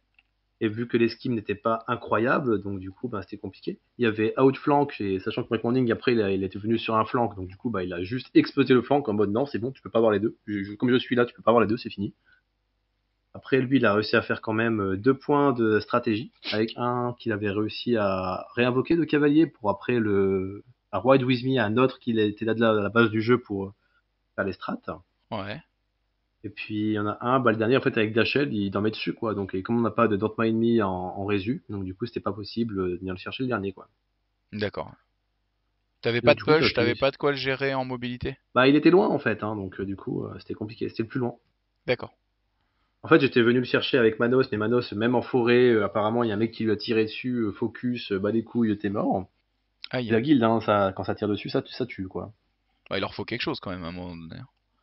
Oui c'est ça, oui c'est ça. Donc du coup il y a eu ça, et après du coup je fais bon moi c'est pas grave, j'ai Railleur dans le coin, donc c'est lui qui va faire les symboles of authority. Sauf qu'il a une figurine, je sais plus comment il s'appelle, chez la Shell, qui ignore tout simplement les triggers défensifs. Hein, donc du coup, le Rider, il fait, bah j'ai 6 plumes, mais bon, hein, c'est un peu dommage, quoi. Ah oui, ouais. Ah ouais, aïe aïe aïe. Donc voilà, donc ça finit sur égalité, qui suffira quand même à. Bah du coup, égalité pour la team. On gagne pas. Tout à fait, ouais. On finit à égalité avec l'autre grosse équipe qui était invaincue. Donc on sait que ça va jouer en round 5. À ce moment-là, on a un meilleur sauce qu'eux, mais ça se joue à pas grand-chose. Mais c'est pas joué. Bref, égalité sur un round. Au moins, on n'a pas perdu. On n'a pas gagné, on n'a pas perdu. Sur les autres matchs, Vienne gagne juge. Je vais voir si Dominique a perdu. Dominique fait une égalité avec l'autre gros joueur, l'autre Dominique. Combat de Dominique, égalité. Euh, ok, on a un 8-2 pour Marcus. Ok, Firefly perd de peu. Ok, très bien. Et dernière ronde, l'équipe d'Harald s'impose sur les Tabletop Finals, donc Max et Sven, qui finalement ne gagnent pas grand chose du tout du week-end, les pauvres. Max gagne avec son Jacob V2 contre la Kairis de Daniel. Sven perd contre une Nexus V2. Et Harald gagne en Zoraida contre Titania V2. 8-1, assez copieux d'ailleurs. Ok, on rentre dans la ronde 4, la dernière du tournoi. On va nous rencontrer l'équipe de Vienne, qui Mhm. est assez déchirée. Hein. Ils ont vachement picolé la veille et ils sont assez dégommés. Donc, ils nous proposent une Kirai, une Jetza et un Yanlo pour le dernier scénario, qui est un break the line en wedge. Mhm. De l'autre côté, moi avec je sais qu'Explo aime pas forcément beaucoup le tir. Résu, j'aime bien répondre par du tir aussi. Et je sais qu'avec les upgrades, je peux dire quelque chose contre Tianlo, contre les Kentaro, les petits yinches là. Donc je suis en mode, c'est Lucas Makev V2. Tu vois, j'ai genre pas trop le choix quoi. C'est Makev V2. De ton côté, de nouveau McMorning. Mhm. Un peu pour les mêmes raisons, il faut de l'anti-armure, il faut des trucs comme ça. Et en fait, t'as pas, à ce moment-là, t'as pas le, comment il s'appelle? T'as pas Von Stuck sous le coude, je crois pas. Mais en fait, tu l'as pas joué encore. Non, j'ai pas joué, donc du coup, j'ai pas envie de le tester pour une première fois en tournoi. C'est ça. Du coup, en vrai, sur le tournoi, t'avais Sheamus et McMorning. Et Molly, mais qui est pas incroyable, quoi. Sandy, elle avait, du coup, sans Marcus V2, sa Zoraida, on l'avait laissé à la maison même. Sans Marcus V2, Titania, Dreamer V2. En gros, elle avait cette triplette là. Moi j'avais 5 mots-clés, mais c'est comme d'habitude, c'est-à-dire que j'ai Maxine avec moi, mais je me sens pas de la sortir. Et Yvan, quand il y a autant de factions, il est insortable, parce qu'il y a certaines factions qui le contrent très fort, et il en contre d'autres très forts, donc Yvan, impossible de le sortir. Donc en gros, mon trio c'était Makeb, Jetza, Anya, et ils auront tous les trois vu la table, quoi. C'était un petit peu ça l'idée. Enfin bon, bref. Donc, Sandy reprend sans Marcus. Tu prends Mac Morning et moi McCabe. En face, ça sera bien le Yanlo V2. On va avoir une Jedza, ça nous a étonné. Jedza, mais très bien. Et la fameuse Kirai. Donc c'est un petit peu moi qui me retrouve sur le TT, hein, c'est l'histoire de ma vie. Donc je tombe... Ah, merci Windows, pas de souci. Je tombe sur donc Dominique, qui est leur joueur fort, en gros, hein, tout simplement. Et vous tombez sur leur pote. Toi, tu tombes sur un match miroir de faction, mais pas de master, vu que tu vas faire Mac Morning contre Kirai. C'est la V1 qui te sort. Est-ce que tu veux nous Exactement. parler un peu du match alors? Alors voilà, je suis parti sur comme c'était du Break the Line, j'étais un peu en mode, écoute, on va prendre un spam de connard. On peut très bien faire avec McMorning, hein. Donc du coup, avec 3 flèches construct, Manos et 2 Enslave, en mode, est-ce que tu peux gérer ça, quoi? J'ai trois actions, grosso modo, par figurine. Ça fait beaucoup de trucs, let's go, quoi. Et donc du coup, ben, ça se passe plutôt bien. Il m'envoie comment ça s'appelle? Le totem très rapidement chez moi. Donc je fais pas le piège, je tombe pas dans le piège de le tuer tout de suite. J'attends que Kira soit activé pour le tuer. Parce que sinon, bah, Kira il le réinvoque, il rejoue, c'est la fête. Et donc du coup, une fois que ça s'est fait, donc Kira est un peu trop approché. Et donc du coup, McMorning, bah, juste, Docteur Command, il sort du totem et va exploser quasiment Kirai tout seul, quoi. Donc tour 2, il perd carrément le Kirai plus totem, donc la game elle est finie, tour 3 il abandonne, quoi. Ah ouais, ouais. Là, quand tu perds l'invocateur, quand tu joues des invocateurs et que tu les perds tôt, c'est tellement dur de remonter les parties. Et donc, du coup, tu le pousses à l'abandon, bien joué. Tour 2, tour 3, finalement, en fait, dans tes parties, des tentatives d'assassinat de master et de personnages importants avec McMorning, t'en auras fait plusieurs. Et là, c'est celui où ça passe, quoi. C'est celui où t'as réussi à tomber la pièce adverse vraiment C'est rapidement et ça. à clouer la partie, quoi. C'est ça. Puis en même temps, Kirai, elle a le protect de ses user amis, donc à chaque fois ça lui coûte des cartes, quoi. Donc du coup, à chaque fois c'était gagnant-gagnant. Soit je tue un de ses sbires, ou soit je tuais Kirai, quoi. Et à chaque fois il défaussait des cartes, donc à un moment donné, bah, il a plus de cartes en main, et donc du coup, avec le spam d'attaque des flèches construct, plus Oui, puis c'est coup double en McMorning, fait. c'est fini, Parce quoi, que hein. pour les gens qui savent pas trop, mais en gros, McMorning, quand il touche, un, il se soigne de 2, d'accord. Mais surtout, ce qui est important, c'est qu'il dit soit tu défausses une carte, soit tu prends Injured 2. Du coup, si tu dois take de hit, tu es déjà dans le mode je perds une carte. Si en plus il te dit derrière, alors tu prends Injured 2 ou ah bah ou tu défausses une carte. Donc ça vaut deux cartes pour take de hit et pas se mettre à Injured 2 quoi. Donc c'est très compliqué. Donc très souvent, voilà, ça va coûter trop cher en carte quoi. Ça va juste coûter Ça, trop cher en surtout carte. qu'en résu, on a des problèmes de cartes, etc. On n'a pas forcément de bonne gestion de cartes, donc du coup après c'est fini, quoi. Tu peux plus rien faire. Exactement, exactement. Mais très bien joué de ta part. T'as réussi à trouver l'ouverture, tu l'as prise, le mec s'est fait ravager. C'est bien. C'est comme ça que McMorning fonctionne quand ça fonctionne bien. C'est vrai que tu l'as rajoué 4 fois sur le tournoi, on fera les conclusions tout à l'heure, mais là, c'est la fois où c'est passé à la perfection. Son côté, Sandy, elle est toujours en mode Marcus V2, on rigole beaucoup. Jetza, elle connaît Jetza, hein, je l'ai déjà joué, j'en parle souvent, c'est mon master préféré, blabla. Et donc, elle a quand même de bonnes bases contre elle. Par contre, c'est sa troisième game, quatrième game ou cinquième game Marcus V2, et c'est sa deuxième game Marcus V2 en 50 soulstone. Donc Sandy, elle est toute nouvelle là-dessus, sur ce mot-clé, mais il lui parle. Il est dans les enjeux de Sandy. Ça saute, c'est des bêtes, ça fait mal, ça lui parle, ça. C'est des valeurs qui sont les siennes. Et donc du coup, elle va réussir à isoler des figurines, elle va réussir, elle m'aura dit ouais il tient pas très bien sa brique, il y a des ouvertures, les ordres d'activation sont pas ouf, bam bam bam, ça pardonne pas. Hein. Ça, Jedza, il faut que ça soit joué à la perfection pour que ce soit fort, tu fais des erreurs, tu donnes, tu donnes, tu donnes. Chaque il erreur, détruit une très figure. facilement le Damn, hein, le détruit je Voilà, crois tour 2, un truc comme ça, et donc du ouais. coup après Tour 1, elle sort le Damned, ce qui fait que derrière, Jedza elle a plus cette distance, elle joue pas Ostera, donc elle a pas ce sniping à distance qui fait que Sandy va pouvoir avancer assez décomplexé sur la table. Jedza doit rester en bulle pour survivre et Sandy va faire énormément de points de victoire. Lui pas trop parce qu'il ose pas trop s'aventurer hors de la brique et que ses schemes sont pas très bons pour lui. Et donc Sandy le bat à plat de couture 7-3 tranquillement avec son nouvel amour Marcus V2. De mon côté, je suis face à un joueur de très bonne qualité, comme j'en ai rarement vu sur Guild Ball, j'allais dire, tu vois. Sur Malifaux, c'est-à-dire que c'est quelqu'un qui faisait rien de superflu. C'est très rare. J'ai jamais vu, tu vois, par exemple, il faisait pas certaines actions parce qu'il ça pas de raison de le faire, tu vois. Il y a un moment donné, il est engagé avec, il reste une action avec Shiaki qui est engagé avec, c'est en fin de partie, mais peu importe, avec des Sperlaro et il hésite à me taper, tu vois. Il regarde, il fait, il me reste une action. Il fait non, je fais rien, toi. Et il avait raison parce qu'à ce moment-là, j'avais de quoi payer la soulstone pour le trigger défensif, me téléporter et j'aurais pu deny un de ses points de victoire en faisant ça. Et en fait, en refusant de faire quelque chose de superflu, il évite l'erreur qui sert à rien. Tu vois ce que je veux dire? Et il l'a fait Mhm. plusieurs fois dans la partie, ces mouvements comme ça, et j'étais vraiment impressionné. Alors, je me fais éclater la tête, hein, 7-4. Alors pourquoi? Parce que je prends une liste un peu sur nombre. Je connais pas Yanlo sur la table. Je le connais dans la théorie, Yanlo V2, mais pas sur la table. J'ai de quoi dégommer ces petits chiens à la con. J'ai pour ça Desperlaro qui ignore l'armure de base. Je peux lui mettre fast, il leap, il charge, il peut faire 3 attaques, il peut en tuer un. Du coup, il peut faire 2 fois 2, 3 dégâts en tiers-mur, et enfin un dégât parce qu'ils ont Art to Kill pour les sortir. Je peux aussi lui mettre la Blade si vraiment je veux accentuer ça, mais je peux aussi lui mettre le No de Warrior pour piocher un max de cartes et garantir ce genre d'action. À côté de ça, j'ai Sidir qui peut mettre des grosses rafales de tir sur ses supports, qui peut mettre la pression, et qui lui-même au corps à corps peut prendre la Blade pour aller faire des kills. En face, il me joue une liste que j'ai beaucoup aimée. Une liste que moi, si je jouais, je pense, si je jouais Yanlo, je jouerais ça. C'est-à-dire qu'il joue tous les supports. Il joue Sun Kwang, Shiaki. Il a joué Yin, qui est très très bien, et Manos. Et le Master avec 2 Yinch, quoi. En gros, c'est ça sa liste.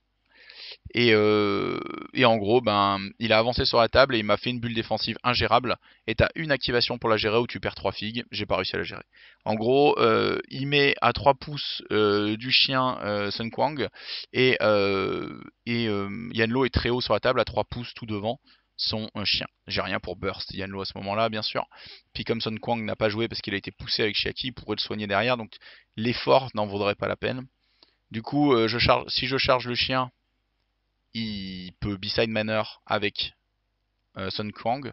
Si j'attaque Sun Kwang, je vais en prendre plein la gueule, c'est pas grave, et lui il a pas encore joué donc il pourra se soigner. Et si j'attaque Yanlo, ben ça sert à rien. Donc en gros, t'es dans un trio très très dur à gérer, t'as une activation pour le faire. J'ai foncé sur le chien et j'ai engagé Yanlo en même temps en me disant je tape d'abord le chien, puis ensuite je pourrais voler des soulstones à Yanlo dans le pire des cas. Bien sûr, j'avais pas lu plus loin que le bout de mon nez. Je tape B-side Manor, ça place le chien, ça place Yanlo, je me retrouve engagé avec personne. Du coup, je perds une action assez rapidement. Bon, c'est pas la fin du monde sur l'action perdue, mais c'est très difficile à contrer. Je m'étais déployé un petit peu collé pour faire les combos avec le... Comment il s'appelle? Le Corpse Curator. Corpse Curator qui va se servir de cible à des blasts feu dans tous les sens. Je vais plus ou moins minimiser les dégâts, mais en prendre plein la gueule quand même. Ce qui va me foutre en l'air un peu une bonne partie de la partie, c'est que tour 1, Manos fait son fameux tir en stagger 4 de mes figurines, 4 ou 5, qui fait que mon tour 1 ne sera pas aussi agressif que ce que j'aurais voulu. Et du coup, sur un break de line, quand tu es un peu en retard, c'est très très compliqué.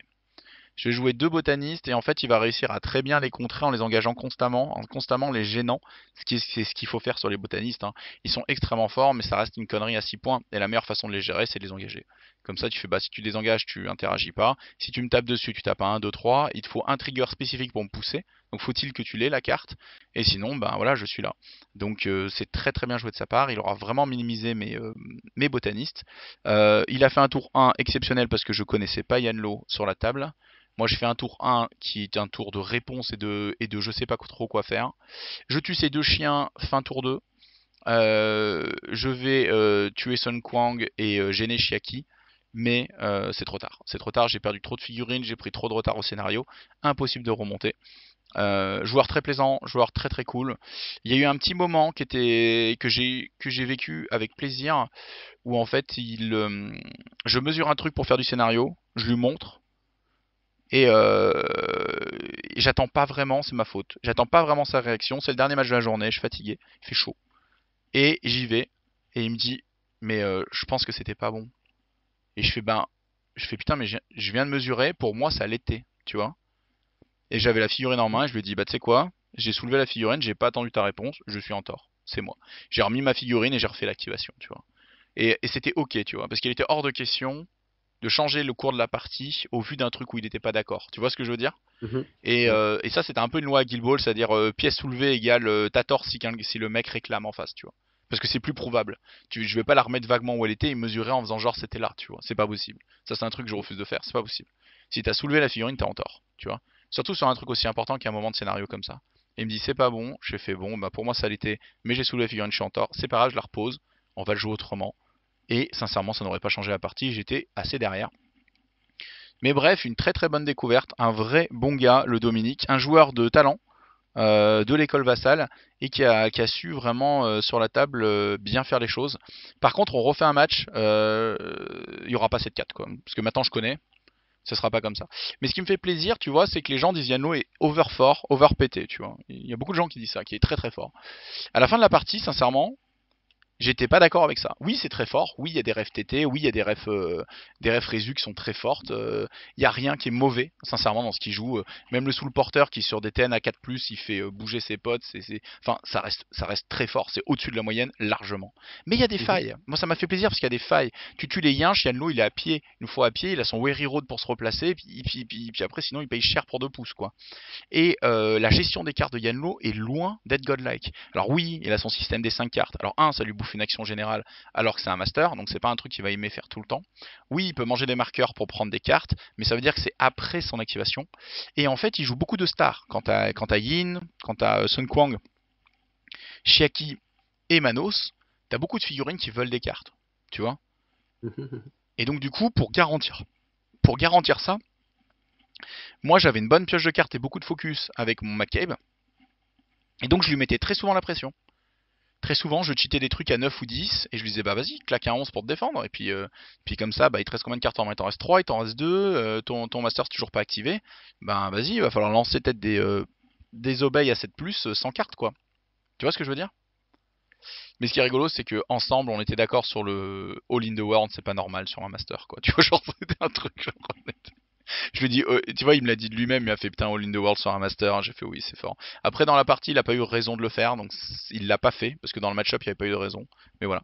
Un match super intéressant, un match qui m'a donné une leçon, mais c'est le problème, enfin une leçon Yanlo, le problème de Malifaux, c'est qu'il y a tellement de connaissances à avoir que pour moi, tu peux pas être compétitif sur le jeu sans avoir joué peut-être 3 ans en tournoi, quoi. Enfin, comment ça marche? Mhm. Tu vois? Rencontrer un Exactement. Yanlo de cette qualité, je l'ai pas, je l'ai pas dans mon quartier, tu vois.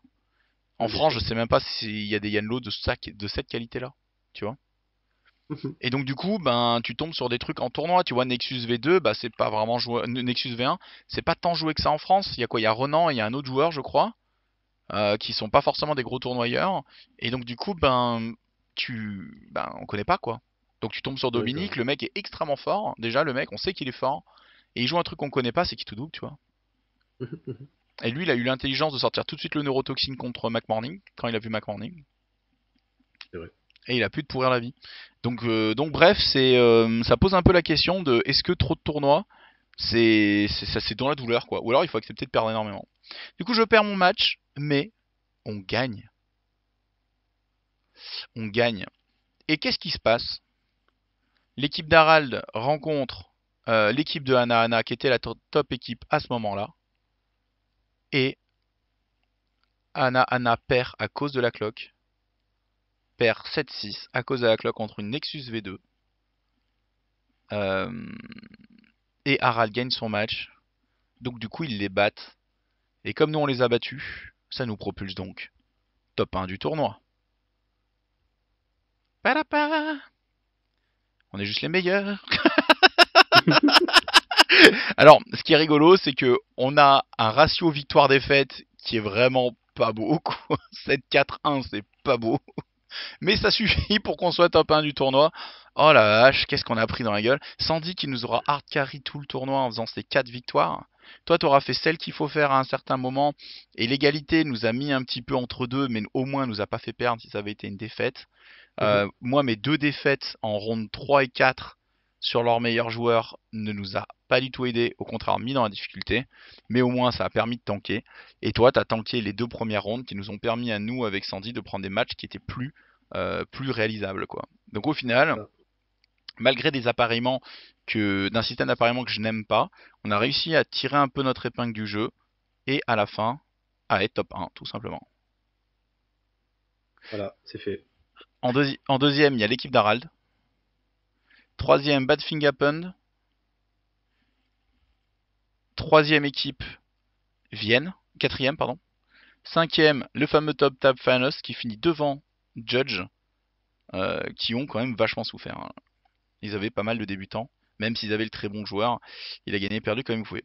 En résultat joueur individuel. Et ben c'est sans suspense que l'on retrouve en top 1 du tournoi une certaine Sandy Lexteriac à 4-0. Popo popo 521 de sauce, c'est pas le meilleur sauce du tournoi, on va pas se mentir, elle a plutôt été bien placée la Sandy, mais ne lui enlevons pas ce qu'elle mérite. Avec son 4-0, elle nous a tout simplement carry à la place numéro 1. Deuxième meilleur joueur du tournoi, c'est Dominic Holler, c'est le joueur autrichien, qui a un sauce un peu plus élevé à 567 avec son Yanlo V2, qui fait 3 victoires, 0 défaite, 1 égalité. Ensuite, on a Geist, c'est l'allemand hongrois. Non, non, n'importe quoi, c'est un truc de région, d'accord, pardon. Un allemand à 3-1 avec 600 de sauce, donc très gros sauce en explo. C'est qui ce fameux Geist? Parce que je crois que c'est un pote à Harald, hein, il est dans la type d'Harald. Hein.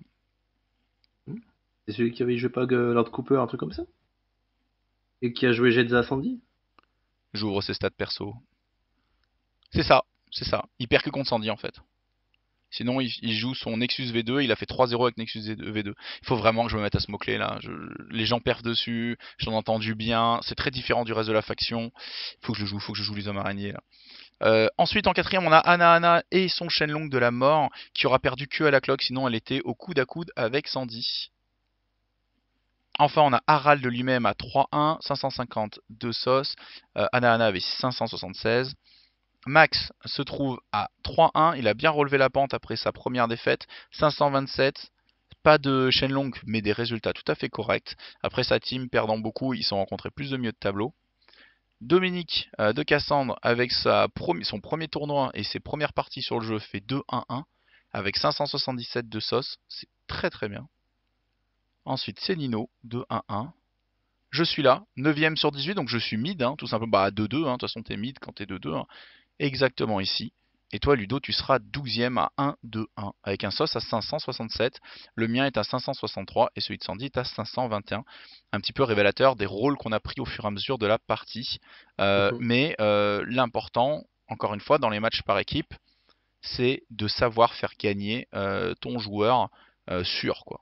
Et c'est vrai que, par exemple, moi je me souviens qu'au quali française de Guild Ball en 2018, il y avait la meilleure équipe de France qui avait fini première. Leur joueur, qui était vraiment pas très très fort, il avait fait 7-0, il avait perdu aucun match parce qu'il l'avait placé sur des match-up qu'il connaissait et surtout sur des joueurs débutants alors qu'il jouait une faction qui faisait très mal. Donc si tu faisais des erreurs, tu perdais vite. Et du coup, il avait réussi à faire le carton plein comme ça, alors que c'était pas le meilleur de leur équipe, mais parce qu'ils ont su le placer. Et c'est aussi ça le tournoi par équipe, c'est savoir placer ses joueurs, savoir prendre les bons matchs, parce que le but, c'est la victoire de l'équipe, pas la victoire individuelle, quoi. C'est une mentalité très différente. Bon Ludo, qu'est-ce que t'as pensé du tournoi? Franchement, c'était un très bon tournoi, c'était cool, on a rencontré des joueurs qu'on connaissait, des nouveaux joueurs comme les Autrichiens, franchement c'était bien. Moi ça m'a permis de découvrir des crews que je ne connaissais pas, comme Dachel, comme Nexus, etc. Franchement c'était sympa. Après on a fait un tournoi en équipe, c'est toujours sympa d'aller jouer en équipe, hein, on donne des conseils, on joue ensemble, on est là pour combattre ensemble, etc. Franchement c'était super sympa.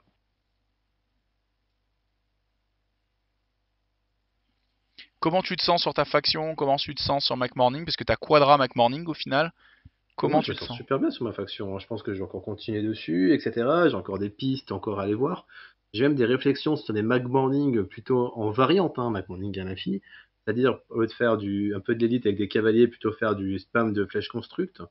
Je réfléchis même pourquoi pas un Mag Morning V2 pour le GG3, puisque maintenant on va réfléchir carrément au GG3, hein, puisque là c'était le dernier tournoi GG2 officiel, hein. Oui. Donc du coup, on a un peu enterré, donc du coup, tout un peu remis en question. Donc, est-ce qu'il était fort avant, est-ce que ce sera fort demain, est-ce que c'est et puis vice versa, quoi. Et donc du coup, puis en même temps, là, j'ai beaucoup Mondstuck qui me fait de l'œil, hein, parce qu'il y a des scénarios de combat qui vont arriver comme Curse Cursed, Object.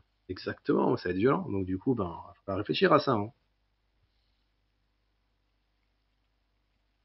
Voilà, puis je pense que c'est un peu pareil pour toi, quoi. Ben, moi je me pose plein de questions. Comme je te disais, l'appareillement c'était catastrophique pour moi, c'est un truc que j'ai pas du tout aimé. J'aurais peut-être joué autre chose à la place, mais c'est pas grave, on a réussi à tirer notre épingle du jeu, donc j'en suis très content. Euh, ouais, j'ai toujours du mal contre ce Shenlong et je sais qu'il m'attend à chaque coin de quartier où je vais, hein, peu importe où je vais, il est là, dans les ombres, à m'attendre sagement. Non, je sais toujours pas quoi faire contre Shenlong et je suis un peu désespéré. Et par contre, contre le reste du jeu, je m'amuse beaucoup, il y a plein de choses à faire et là tout va bien. Et donc bref, je suis un peu en mode très content d'avoir fait ce petit tournoi par équipe. J'en parlais à Marcus qui était un peu dégoûté de ne pas avoir ces 8 équipes et tout, et je lui ai dit, tu sais, 6 équipes c'est un championnat, tu pourrais même refaire un opus en disant il y a 6 places max, et je t'assure qu'en une semaine tes 6 places ça serait rempli, hein. Le fait de mettre des places un peu limitées, ça aide aussi à se décider, ça aide à tenir la route aussi sur la longueur. Donc voilà, et des petits événements comme ça, enfin petit c'est quand même un 2 jours, c'est vraiment très plaisant. On a pu croiser beaucoup de méta, hein, parce que là il y avait même la méta autrichienne, il y avait du renouveau allemand d'autres communautés en interne. Mhm. Il y avait en gros il y avait 3 écoles allemandes. Il y avait celle ramenée par Dominique de Cassandre, qui est une autre vision de jeu très neuve, de joueurs ultra compétitifs qui s'intéressent au jeu, celle de l'Allemagne du Nord, celle de l'Allemagne du Sud et celle des Autrichiens. Donc autant dire qu'on a vu beaucoup de choses et beaucoup de visions de jeu très différentes et ça fait plaisir parce qu'à Malifaux il n'y a pas vraiment de vision de jeu qui écrase les autres. Ça veut dire que il y a toujours des choses à faire, quoi. Il y a toujours des trucs. Tu vois, personne d'autre a joué Marcus V2 Mhm. et Sandy a la super perf dessus. Ouais. Il y a une richesse dans le jeu, il y a ce qu'on dit qui est fort, il y a ce qui est dit qui est fort sur Vassal, les bêta-testeurs disent ça c'est fort ou quoi. Puis après, le jeu a suffisamment de richesse pour proposer tellement de choses que tu peux tirer tes épingles du jeu un petit peu partout.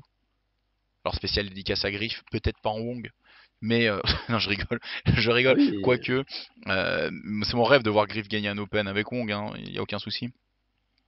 Mais Marcus V2 passe à 90% de victoire sur Longchamp, quoi. ouais, en 3 matchs, non? 4, peut-être En 5? 5. 5 Ouais, c'est matchs. ça. Drôle, Il quoi. y a une égalité, 3 victoires, une défaite, quoi. Mais ouais, ouais, Ok. c'est déjà ça, c'est très bien. C'est très bien.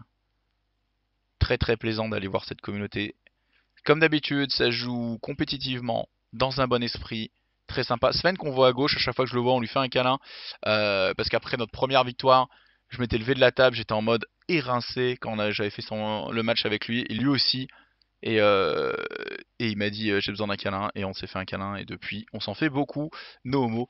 Oh puis merde, hein, Sandy, tant pis. Mais voilà, c'est pour vous dire un peu l'esprit. Max c'est le blond qui est là, c'est massif, qui est très sympa. Pareil, on parle beaucoup. En face c'est Anna Anna. Euh, Derrière on voit Marcus avec la chemise bleue. Et Dominique Cassandre, lui est tout à gauche là avec le short blanc pour vous donner un peu les gens.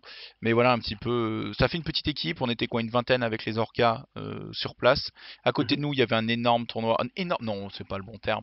Il y avait 13 tables de War Machine, un tournoi 26 places War Machine, où tu pouvais gagner un maillet qui faisait peut-être 10 kilos, je sais pas si tu te souviens de ce truc. Oui, c'est ça, c'était Un maillet maillet de géant, 10 marque kilos géant. qui faisait peut-être 1 mètre 30 de long, quoi, un truc genre, bah il lui faut une salle, quoi.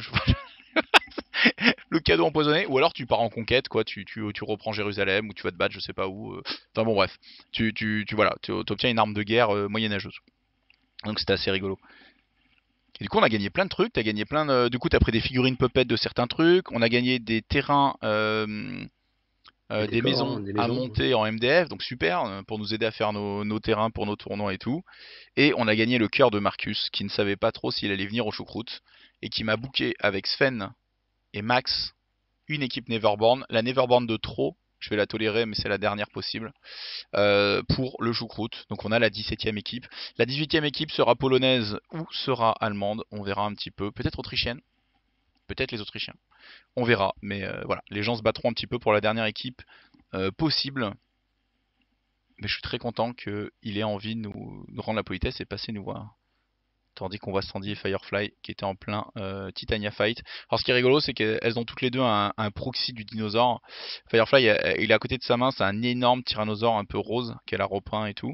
Et Sandy, c'est le Godzilla là, que j'avais imprimé en 3D là. Donc ça c'est rigolo.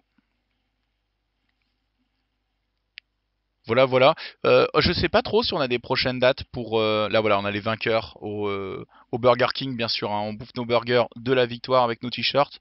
Ça y est, le travail est fait, on peut rentrer sereinement à la maison. Ouais, je sais pas trop quand est-ce que sera le prochain événement de ce type-là. Euh, En Allemagne, je sais pas. Après, il y en aura un en novembre, mais ça, c'est plutôt du côté de Francfort où Harald Ouais. Ils réservent carrément, je crois, un hôtel, un bâtiment comme ça, hein, puisqu'un étage, il y aura un bar, un étage, il y aura les jeux, et puis un autre étage, il y aura les chambres, quoi. Un truc comme ça. Un peu l'irlandaise, les Irlandais, c'est vachement comme ça. C'est-à-dire que c'est des C'est sortes ça. de gentleman club que tu peux louer en gros. Et t'as un bar avec de quoi manger, t'as des salles en dessous et tout. Et genre, un week-end c'est du bridge, un week-end c'est. Tu vois ce que je veux dire? Tu as plein de types Oui. d'événements comme ça se fait vachement là-bas.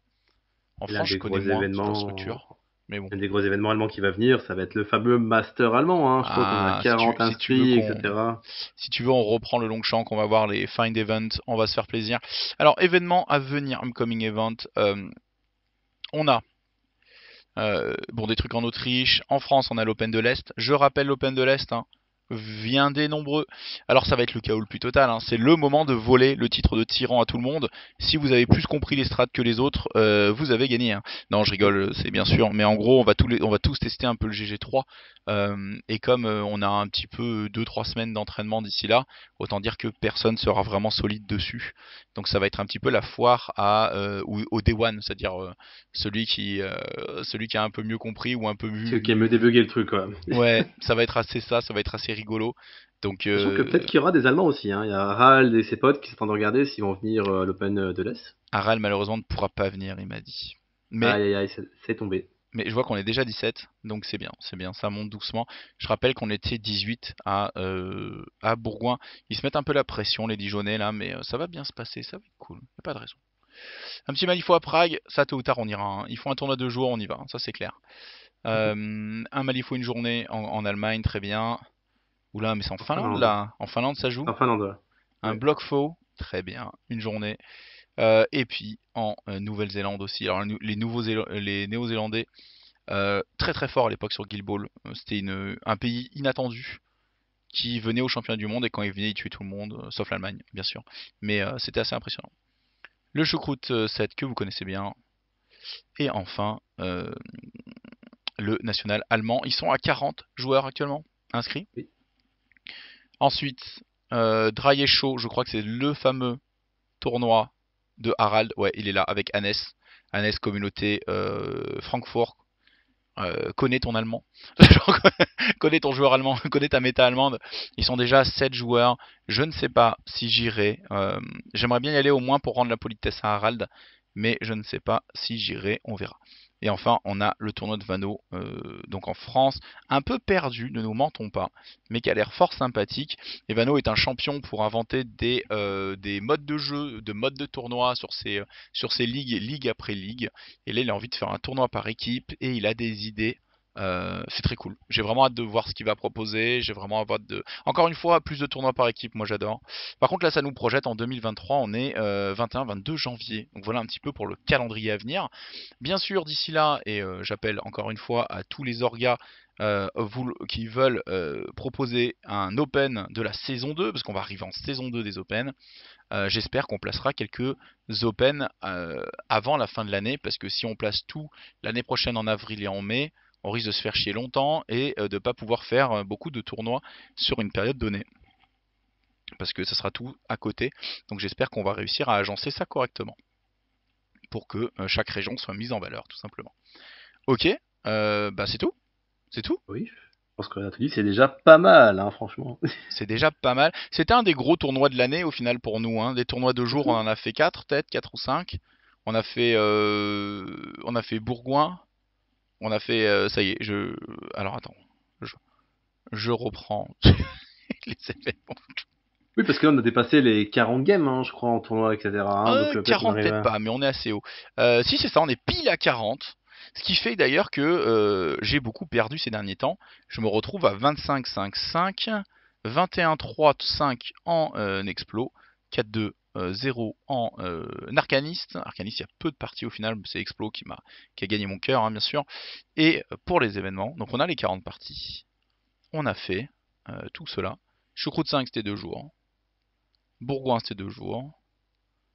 Euh, Ça c'est un jour, 2 jours, 2 jours et 2 jours. On a fait 5 tournois 2 jours quand même dans tout ce qui est proposé, ce qui est pas rien. On en a fait beaucoup cette année, hein. Ça se remplit, hein. Oh la vache. Et avec l'Open de Dijon, du coup, on sera à 45. Oui, Oui, on sera à 45 parties. Au choucroute, en septembre, on aura perdu 4 parties parce qu'il y aura le choucroute précédent qui sortira, Longchamp qui tient un an d'historique. Après, vous pouvez mettre des filtres, hein, vous pouvez voir toute votre carrière ever en tant que pro gamer de Malifaux en mettant des filtres. C'est sympa parce que ça permet de revoir ce que vous avez fait les années précédentes ou quoi. Donc c'est cool. Moi j'aime bien garder ces traces là. Puis c'est sympa de pouvoir facilement voir toutes les parties que tu as fait à une époque ou des trucs comme ça. Donc c'est cool. J'aime bien. Bref. Voilà un petit peu pour les tournois à venir, voilà un petit peu pour où on en est. Maintenant, on se tourne doucement vers l'appréciation de nouveaux mots-clés. Donc toi, c'est Von Stug, je sais que Yann Lo aussi t'intéresse. Tout à fait, ouais, il y a beaucoup de choses à faire en Yanlo. Je trouve super intéressant, puis c'est un peu le pont, quoi, comme je viens un peu de TT. Voilà, quoi. Moi, c'est côté Cadmu que je me pose moult questions et que je vais tester beaucoup.